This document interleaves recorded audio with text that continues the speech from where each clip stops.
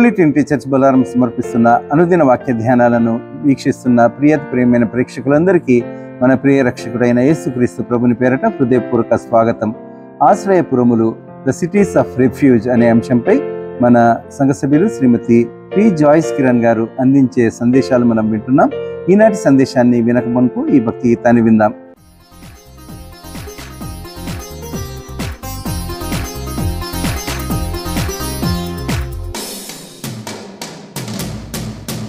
నాకు ఆశ్రయపురమైన యేసు రాజా నిన్నే సన్నుతించెదను. నాకు రక్షణ శృంగమైన యేసు రాజా నిన్నే ఆశ్రయించెదను. ప్రభు నీవే నా బలము, అయ్య నీవే నా శైలము. ప్రభు నీవే నా బలము, అయ్య నీవే నా శైలము.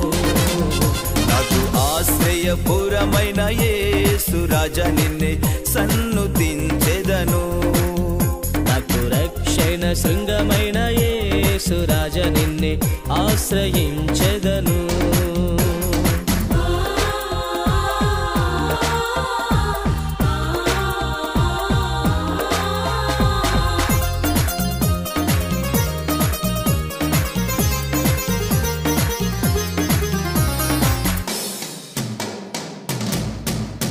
నలు దిశలా శత్రువులు నాపైకి వచ్చినను, నీ ఉన్నత శిఖరముపై పదిలముగా నిలిపెదవే.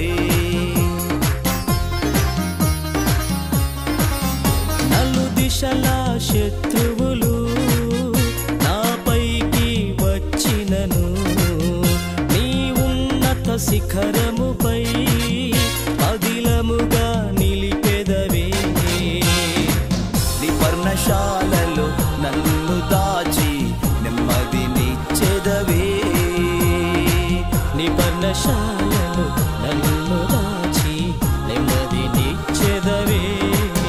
నీకే వందనం, నీకే స్తోత్రము.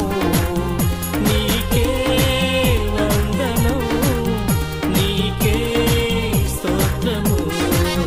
నాకు ఆశ్రయపురమైన యేసు రాజా నిన్నే సన్నుతించెదను. నాకు రక్షణ శృంగమైన యేసు రాజా నిన్నే ఆశ్రయించెదను.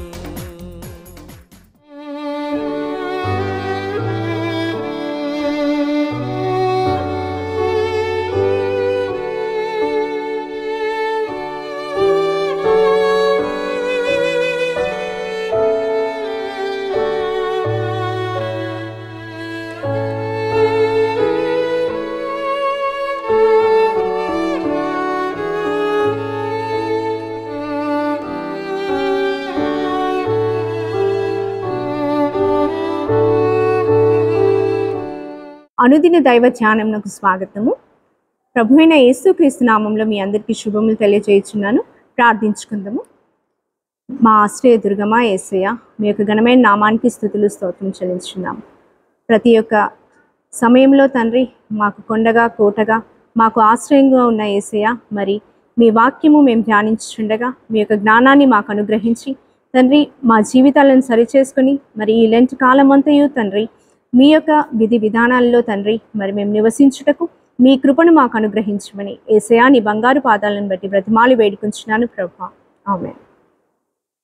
ప్రియులారా, మనము ఆశ్రయపురాల గురించి ధ్యానించుకుంటున్నామండి. ఇది వరకు మరి 4 ఆశ్రయపురాల గురించి మనం ధ్యానించుకొని ఉన్నాము.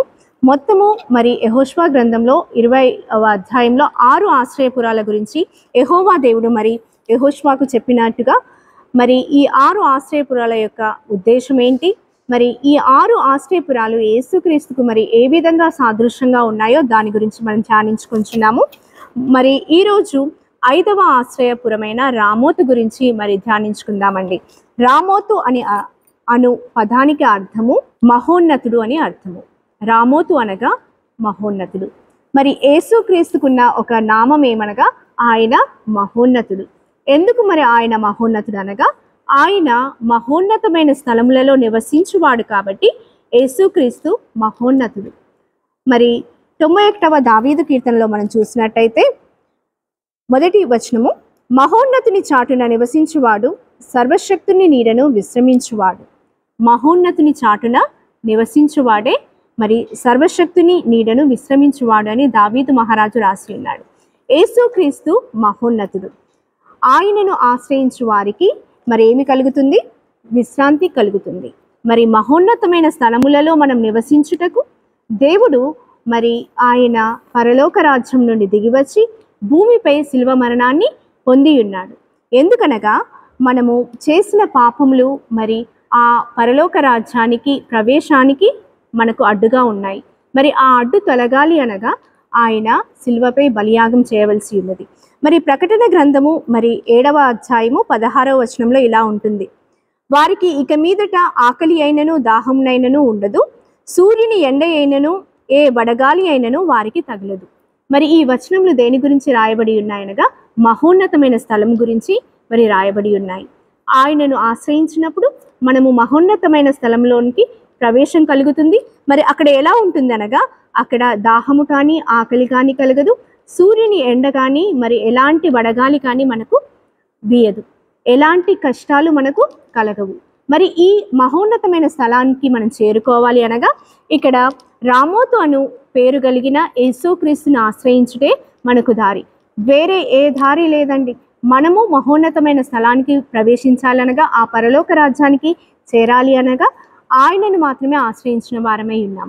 మరి ఈ రామోతులో ఇంకొక మాటను మనము జ్ఞాపకం చేసుకొనవచ్చు. మరి మహోన్నతమైన స్థలములలో మనకు విశ్రాంతి కలిగిస్తున్నాడు కదా, అది మరణాంతమేనా అని ఆలోచించినట్టయితే కాదండి. ఈ లోకంలో నివసించున్నప్పుడు కూడా దేవుణ్ణి మనము ఆశ్రయించినచో మరి మనకు విశ్రాంతి కలుగుతుంది. మరణము తర్వాత ఆ నిరీక్షణ, ఆయనను చేరుకునే నిరీక్షణ మనం కలిగిన వారమై ఉన్నాము. మరియు ఈ లోకంలో కలిగిన ప్రతి కష్టానికి ప్రతి బాధకు మరి మనకు ఒక సమాధానం కావాలి అంటే ఆయనను ఆశ్రయించుట తప్ప మనకు వేరే మార్గము లేదు. మనకు ఏ కష్టము ఏ నష్టము కలిగినా ఫస్ట్ మనం ఏం చేస్తాము? దేవుణ్ణి ఆశ్రయిస్తాము, ఆయనను ప్రార్థిస్తాము. పూర్తి నమ్మకంతో విశ్వాసంతో మనము నమ్మి ఆయనను ప్రార్థించిన ఎడల మనకు ఆయన సమాధానాన్ని కలుగజేస్తాడు. మరి ఈ రామోతును మనం ఆశ్రయించినట్టయితే మనకు మహోన్నతమైన స్థలంలో మనకు ప్రవేశం కలుగుతుంది. మరి చివరి ఆశ్రయపురము 6వ ఆశ్రయపురం పేరు గోలాను. గోలాను అనగా ఎదురు చూచుట లేదా నిరీక్షణ అని అర్థము. గోలాను అనగా ఎదురు చూపు లేదా నిరీక్షణ. మరి దేని గురించి మనం ఎదురు చూడాలి? దేని యందు మనము నిరీక్షణ కలిగి ఉండాలి? యేసుక్రీస్తు యొక్క 2వ రాకడ గురించి మనం నిరీక్షణ కలిగి ఉండాలి. ఆయన కొరకు ఎదురు చూస్తూ ఉండాలి.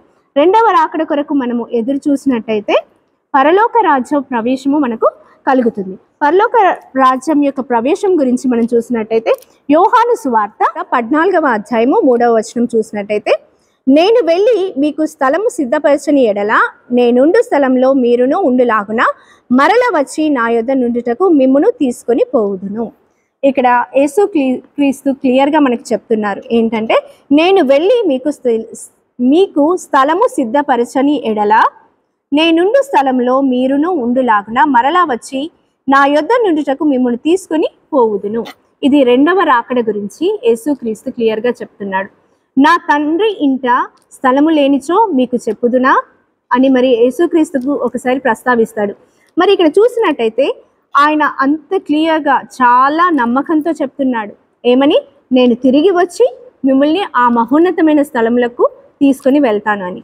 మరి ఆయన చెప్పిన మాట ఎప్పుడూ కూడా నిరార్థకము కాదు కదా.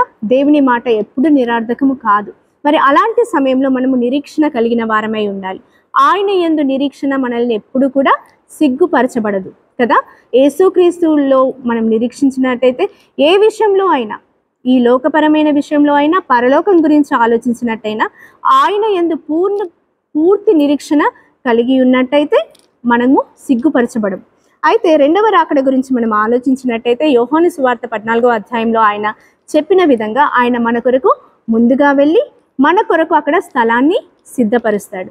సిద్ధపరిచి తిరిగి మనల్ని వచ్చి ఆయనతో కూడా మనల్ని తీసుకువెళ్తాడు. మరి ఇక్కడ గోలాను అను ఆశ్రయపురానికి అర్థం అదేనండి, నిరీక్షణ.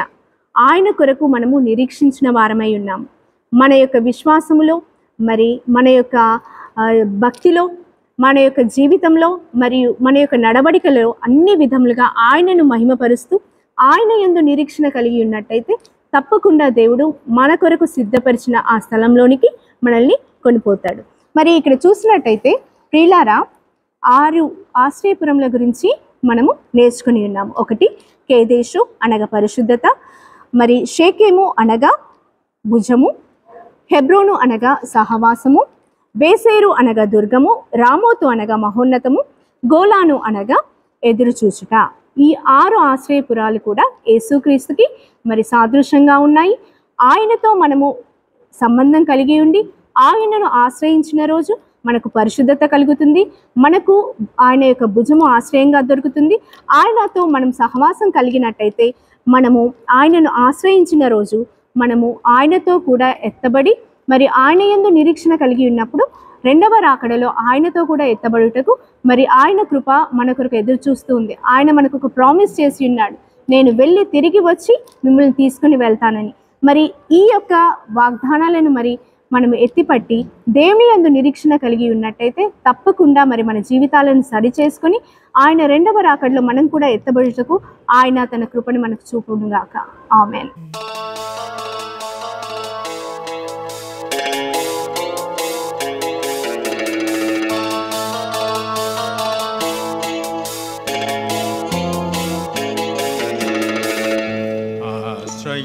ఆశ్రయమే యేసునాదాని ఆశ్రయమే నా ఆశ్రయమే ఆశ్రయమే యేసునాదాని ఆశ్రయమే నా ఆశ్రయమే.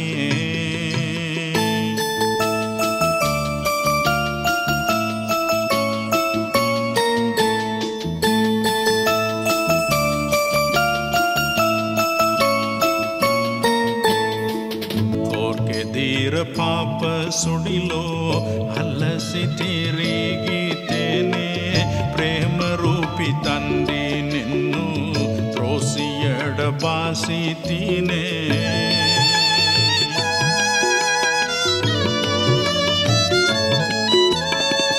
మోసమైన శ్రేష్టలచే తేనినే చూడకనే దోషినైదినే నీ కాను త్రోయకుము చేర్చు నన్ను. ఆశ్రయమే యేసునాదాని ఆశ్రయమే నా ఆశ్రయమే.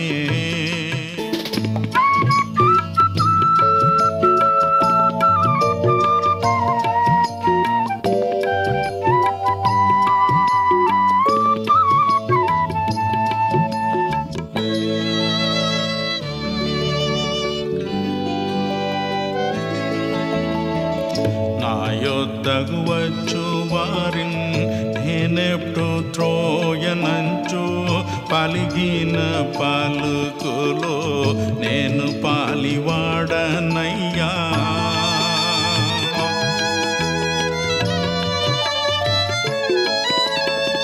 ప్రక్కనున్న దొంగన్ చూచి బలిగితివే స్వామి, ఏడు నీవు పరదైసు చేరుదువు అంచు స్వామి.